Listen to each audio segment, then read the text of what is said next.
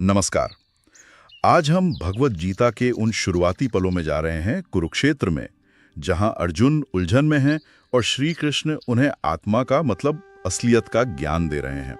हाँ, और ये वो ज्ञान है जो किसी भी मुश्किल घड़ी में, किसी भी दुविधा में शायद रास्ता दिखा सकता है। हमारे पास एक स्रोत है, गीता ज्ञान, आत्म अमरता का उद्घोष। हम इसी के जरिए समझने की कोशिश करेंगे कि कृष्ण जीवन, मृत्यु और मन को स्थिर रखने के बारे में क्या कह रहे हैं। बिल्कुल, ये समझना कि वो शोक से परे जाने का रास्ता कैसे दिखाते हैं, यही आज की चर्चा का मुख्य बिंदु है। तो चलिए शुरू करते हैं, इसे खोलकर समझते हैं जरा। हाँ जी। तो सबसे पहले श्लोक 11। यहाँ कृष्ण अर्जुन को लगभग डांट ही लगा देते हैं ना।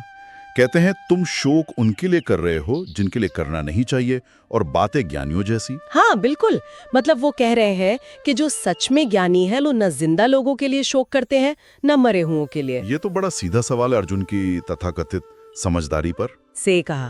कृष्ण यहाँ ये कह रहे हैं कि जिसे तुम ज्ञान समझ रहे हो वो शायद अधूरा है। अगर वो सिर्फ शरीर के आने जाने तक ही है तो वो अज्ञान है। अच्छा। असली ज्ञान तो आत्मा की अमरता को जानना है। शरीर का मरना, उस पे दुखी होना, कृष्ण के अनुसार इसी सच्चाई को न समझने का नतीजा है। और फिर तुरंत अगले ही श्लोक 12 में वो इस अमरता का ऐलान करते हैं। हाँ। वो कहते हैं, न मैं किसी काल में नहीं था, न तुम नहीं थे, न ये राजा लोग नहीं थे, और ना ही हम सब इससे आगे नहीं रहेंगे। ये तो मतलब समय के आर पार की बात हो गई। ये बहुत बहुत गहरा बिंदु है। ये हमारे होने की, हमारे अस्तित्व की पूरी समझ को ही बदल देता है। कैसे? कृष्ण साफ कर रहे हैं कि मैं और तुम, यानी ये जो आत्मा है, ये टाइम में बंधी नहीं है। वो हमेशा थी, है और रहेगी। अच्छा, तो जन्म और मृत्यु, वो इस सफर में बस पड़ाव है। अवस्थाएं बदल रही हैं, शरीर बदल रहा है, आत्मा नहीं।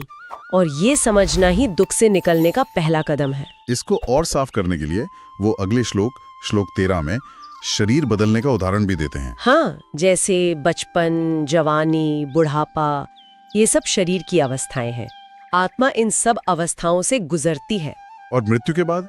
वैसे ही मृत्यु के बाद आत्मा दूसरा शरीर ले लेती है। कृष्ण कहते हैं कि जो धीर है, जो ज्ञानी है, वो इस बदलाव से परेशान नहीं होता। ये तो पुनर्जन्म का सिद्धांत हुआ। बिल्कुल, और इसे ऐसे समझाया है जैसे कपड़े बदलना, पुराने हुए तो बदल लिए, आत्मा वही है, शरीर बदल गया। तो अर्जुन जिनके लिए शोक कर रहे हैं वो कहीं गए नहीं, बस रूप बदला है। कृष्ण के अनुसार हाँ, वो आत्माएं तो शाश्वत है। ज्ञानी इस प्रवाह को समझता है, इसलिए विचलित नहीं होता। लेकिन एक मिनट, तो क्या इसका मतलब ये है कि किसी अपने के जाने पर दुख महसूस करना या कोई भी भावना महसूस करना गलत है? नहीं नहीं, कृष्ण भावनाओं को गलत नहीं कह रहे। वो कह रहे हैं कि इन भावनाओं का आधार क्या है और ये कितनी टिकाऊ है, ये समझो। अच्छा। यह बात श्लोक 14 और 15 में आती है। जैसे सर्दी गर्मी आती जाती है, वैसे ही सुख दुख भी इंद्रियों और विषयों के संपर्क से पैदा होते हैं। और ये टेम्पररी हैं। हाँ, अनित्य हैं, आते जाते रहते हैं। कृष्ण कहते हैं, इन्हें सहन करो भारत। यहाँ सहन करने का मतलब क्या सिर्फ बर्दाश्त करना है या कुछ और गहरा मतलब है? यहाँ मतलब है समता रखना, विचलित न होना, क्योंकि सुख हो या दुख दोनों गुजर जाएंगे। और इसका नतीजा, इसका फल क्या है? श्लोक 15 में बताते हैं, जो इंसान सुख और दुख में समान रहता है, जिसे ये परेशान नहीं करते, वही धीर पुरुष अमरता यानी मोक्ष के लायक बनता है। मोक्ष मतलब जन्म मृत्यु के चक्कर से आजादी? हाँ बिल्कुल। तो ये सहनशीलता कोई पैसिव चीज नहीं है, ये एक तरह की मानसिक ताकत है, स्थिरता है, एक्टिव प्रैक्टिस है।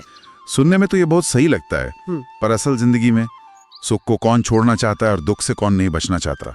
इसी आदत पर, इसी प्रवृत्ति पर चोट कर रहे हैं। वो कह रहे हैं कि जब तक हम इन बाहरी चीजों से, इन अनुभवों से खुद को पूरी तरह जोड़कर देखेंगे, तब तक ये उतार चढ़ाव हमें परेशान करते रहेंगे। तो समता का मतलब भावनाएं खत्म होना नहीं है? नहीं, बिल्कुल नहीं। इसका मतलब है भावनाओं के बीच रहते हुए भी अपने केंद्र में टिके रहना, अपनी असलियत में, आत्मा में। तो अगर हम इन शुरू के श्लोकों को देखें तो क्या मुख्य बातें निकलती हैं? पहला तो ये कि असली ज्ञानी शरीर से परे आत्मा को समझता है। सही। दूसरा, शरीर बस एक कपड़े जैसा है, आत्मा अमर है। बिल्कुल। और तीसरा, सुख हो या दुख, इन भारी हालात में मन को शांत रखना, स्थिर रखना, यही असली हिम्मत है और यही आगे का रास्ता खोलेगा। हाँ कृष्ण का पहला ठोस निर्देश है मन को साधो। हाँ, और इसका असल मतलब क्या है हमारे लिए? मतलब ये ज्ञान सिर्फ कुरुक्षेत्र के लिए नहीं था। नहीं, बिल्कुल। ये तो हमारे रोज के जीवन, हमारी अपनी लड़ाइयाँ, हमारी खुशियों, हमारे दुखों, सबको देखने का नजरिया बदल सकता है। कैसे? मूल बात ये पकड़नी है कि हम ये बदलते हुए शरीर या ये आते जाते अनुभव नहीं है। हम वो हैं जो इन सब को देख रहा है, वो स्थिर चेतना, वो आत्मा।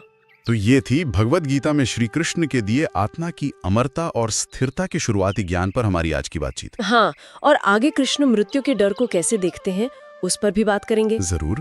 पर आज की चर्चा से एक सवाल शायद सोचने के लिए छोड़ा जा सकता है। अगर हम सच में ये मान लें दिल से कि सुख और दुख दोनों ही अस्थायी हैं, आते जाते हैं, तो क्या इससे हमारे जीवन के हर पल को, चाहे वो खुशी का हो या चुनौती का, उसे अनुभव करने का तरीका बदल नहीं जाएगा? और अगर बदलेगा तो कैसे?